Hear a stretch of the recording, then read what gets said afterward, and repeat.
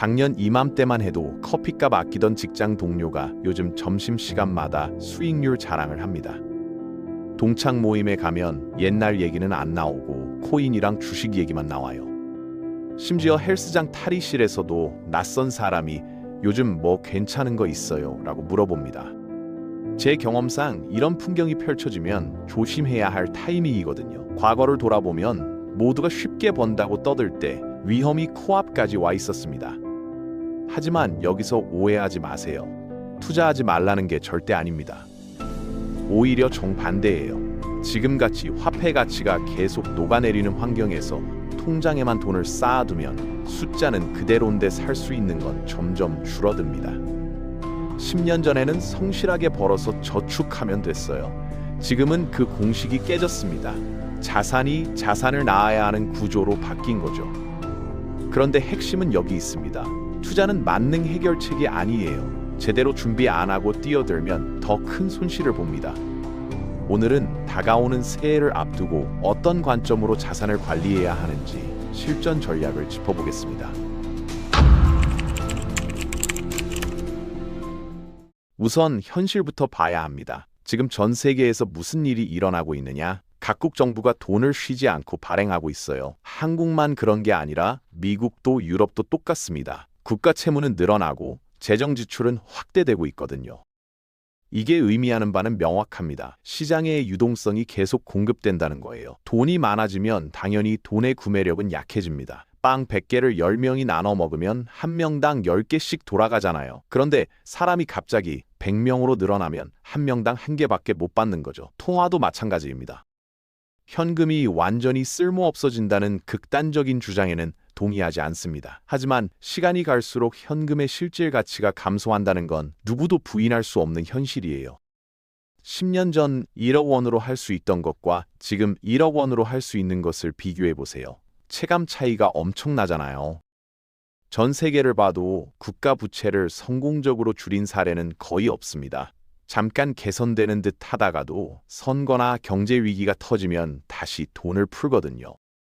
코로나 사태 때를 떠올려 보세요. 각국이 얼마나 많은 돈을 시장에 쏟아냈습니까? 앞으로도 비슷할 겁니다.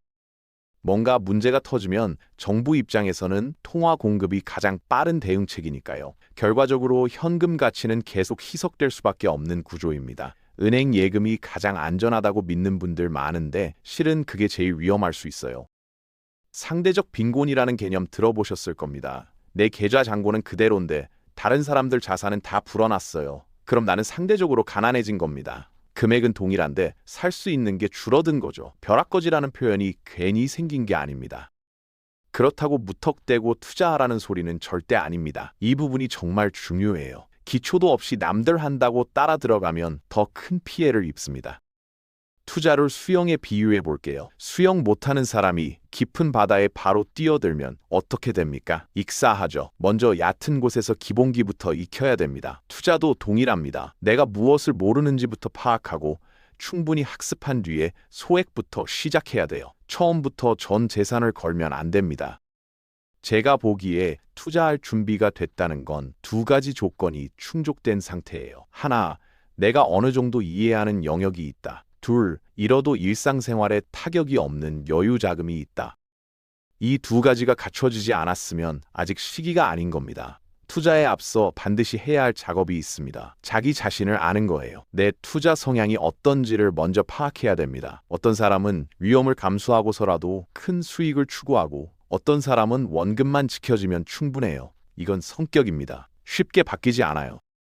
리스크를 싫어하는 사람한테 변동성 심한 자산을 권하면 그 사람 밤에 잠을 못 잡니다. 반대로 공격적인 사람한테 안전 자산만 추천하면 답답해서 견딜 수가 없죠. 그래서 누군가 지금 1,000만 원 있는데 뭘 사야 되냐고 물으면 정답이 없습니다. 그 사람이 어떤 성향인지, 그 1,000만 원이 그 사람한테 얼마나 중요한 돈인지에 따라 완전히 다른 답이 나오거든요. 똑같은 1,000만 원이라도 사람마다 의미가 달라요. 누구한테는 전 재산이고 누구한테는 보너스로 받은 여윳돈입니다. 전 재산인 사람이 그걸 다 고위험 자산에 넣으면 안 되겠죠. 반대로 없어도 괜찮은 돈이면 과감하게 베팅해 볼 수도 있는 겁니다. 없어도 되는 돈이라는 개념이 중요합니다. 이 돈이 사라져도 내 생활이 무너지지 않는다는 수준의 금액이에요. 대부분의 사람들한테는 100만 원이나 200만 원 많아야 500만 원 정도일 겁니다. 이 돈을 위험하다고 무조건 안전자산에만 넣으면 기회를 놓칩니다. 물론 위험한 건 맞아요. 하지만 없어도 되는 돈이라면 한번 과감하게 시도해 볼 만한 거죠. 해외여행 한번 안 갔다고 생각하면 되는 거니까요. 분산 투자라는 말 많이 들어보실 겁니다. 근데 대부분 주식 종목을 여러 개 사는 걸로 이해하시더라고요. 그것도 분산이긴 한데 진짜 분산은 그게 아닙니다. 자산 클래스 자체를 나눠야 해요. 우선 안정자산과 위험자산을 구분해야 되고요. 국내 자산과 해외 자산을 분리해야 됩니다. 그리고 실물 자산과 디지털 자산을 나눠야 해요. 이렇게 세 개 축으로 구분하는 게 진짜 분산입니다. 한국 주식만 보유하고 있으면 한국 경제가 어려울 때 전부 다 하락합니다. 미국 주식도 섞어놔야 돼요. 주식만 들고 있으면 주식시장 전체가 무너질 때 대응이 안 돼요. 채권이나 귀금속도 포트폴리오에 담아야 됩니다. 요즘 자산 시장을 관찰하면 편중 현상이 심해지고 있어요. 금도 상승하고 부동산도 오르고 주식도 뛰니까 결국 어딘가에서 자금이 빠지더라고요. 최근에는 암호화폐 시장이 좀 주춤했잖아요.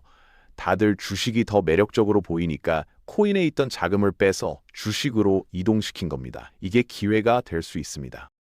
다들 빠져나간 곳에 미리 포지션을 잡아놓으면 나중에 그쪽으로 자금이 몰릴 때 이득을 볼 수 있거든요. 남들이 몰리는 곳에 뒤늦게 쫓아가면 이미 늦은 거예요. 오히려 한산한 곳에 먼저 자리 잡고 기다리는 게 유리할 수 있습니다. 그래서 여러 시장에 씨앗을 조금씩 뿌려놓는 게 중요해요. 주식에도 배치하고 코인에도 넣고 금에도 담고 달러에도 보유하는 거죠. 그러면 어디선가 하나는 상승하게 돼 있습니다. 여기서 핵심이 있어요. 매일 시장을 모니터링하는 습관을 들여야 됩니다. 요즘처럼 편중 현상이 심할 때는 자금이 어디로 흘러가는지를 계속 추적해야 돼요. 근데 문제가 뭐냐면 돈을 안 넣어 놓으면 안 보게 됩니다. 내 돈이 들어가 있지 않은 시장을 매일 확인하는 사람이 있습니까? 거의 없어요. 그래서 소액이라도 투입해야 됩니다. 10만 원이라도 넣어 놓으면 갑자기 그 시장이 궁금해져요. 오늘 얼마나 움직였나, 왜 하락했나 자연스럽게 공부하게 되는 거죠. 돈을 넣어야 학습하게 되고 학습해야 감각이 생기고 감각이 생겨야 나중에 큰 금액 투입할 때 실수를 줄입니다. 이게 올바른 순서예요. 처음부터 큰 돈 넣는 게 아니라 작은 금액으로 훈련을 먼저 하는 겁니다. 주식 분석을 많이 안 해보신 분들, 기업 재무제표를 어떻게 읽는지 모르시는 분들 많으실 거예요. 그런 분들이 개별 종목을 직접 선택하는 건 위험합니다. 무슨 기준으로 고릅니까? 유튜브에서 좋다고 해서요? 그건 투자가 아니라 도박입니다. 그런 분들한테 ETF를 추천드립니다. ETF가 뭐냐면 전문가들이 미리 종목을 선별해서 바구니처럼 묶어놓은 상품이에요. 미국 주식 ETF를 사면 미국 우량 기업 수십 개를 한 번에 사는 효과가 나는 거죠. 내가 직접 종목을 분석할 필요가 없어요. 전문가들이 알아서 균형 있게 구성해 놨으니까요.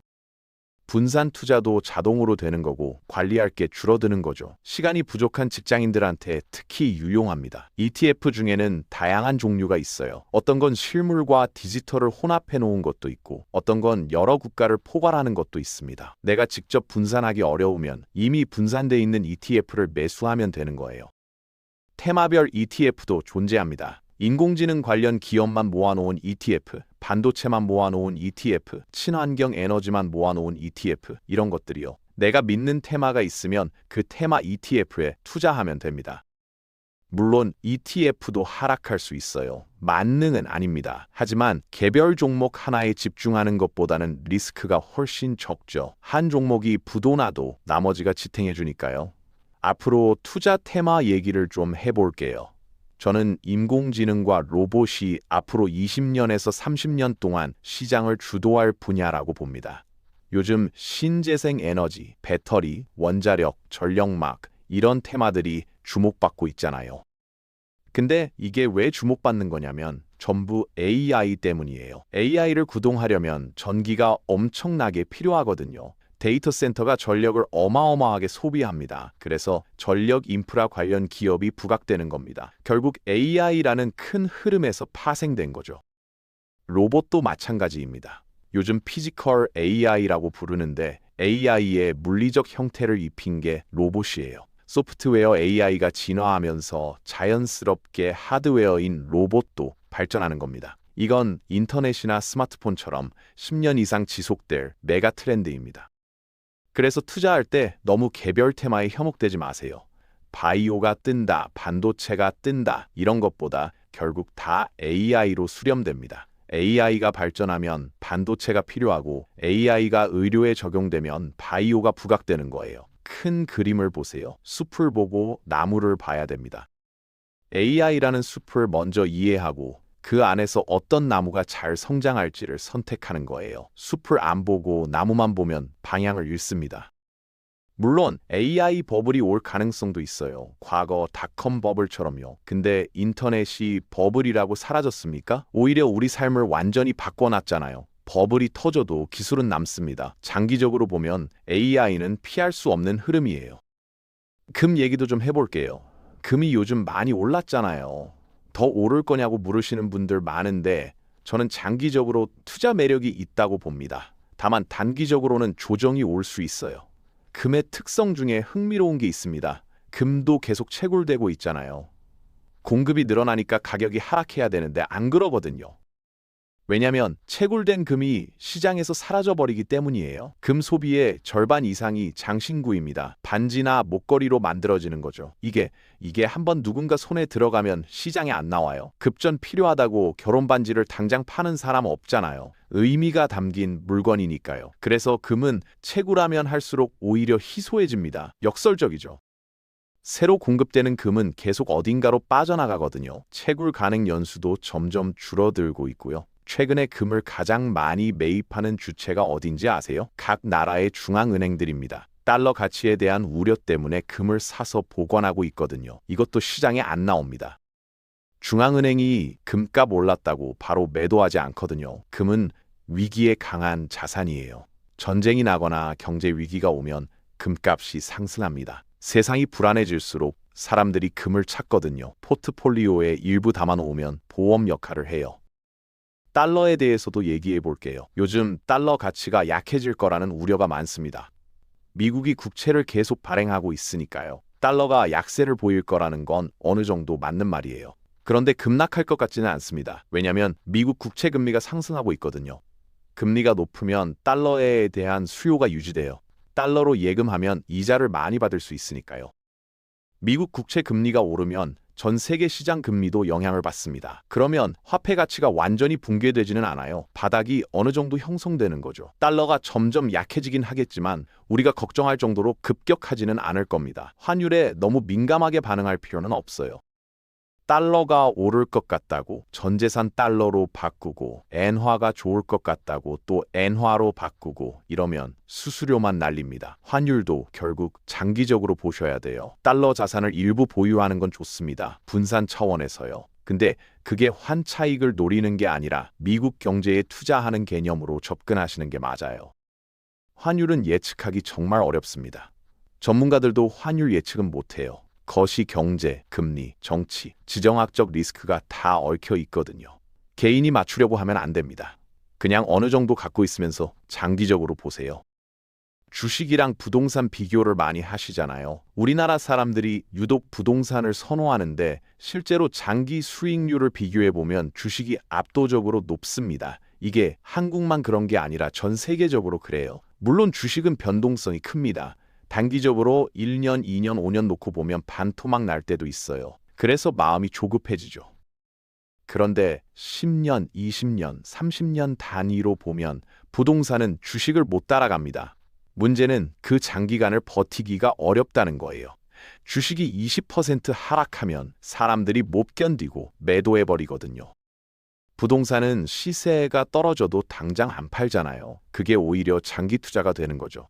그래서 주식 투자하실 분들은 마음가짐이 중요해요. 자녀한테 물려줄 정도까지는 아니더라도 10년 뒤에 아, 맞다. 그 주식 어떻게 됐지? 이 정도로 잊어버릴 수 있는 종목을 사셔야 됩니다. 매일 주가 확인하고 오르락내리락 하는 거 보면서 스트레스 받으면 그건 잘못된 투자예요. 차라리 그 시간에 다른 일 하시는 게 나아요. 투자는 인생의 전부가 아니거든요. 그리고 한 종목에 집중하지 마세요. 신뢰가 가는 회사를 10개, 20개 선택해서 나눠 담으세요. 그중 절반만 성공해도 충분히 좋은 수익을 거둘 수 있습니다. 한두 개가 실패해도 나머지가 보완해주고요. 제가 생각하는 투자의 첫 번째 원칙은 절제된 욕심입니다. 욕심 자체를 부정하는 건 아니에요. 돈 싫어하는 사람 없잖아요. 더 벌고 싶고 더 풍요롭게 살고 싶은 건 자연스러운 감정이에요.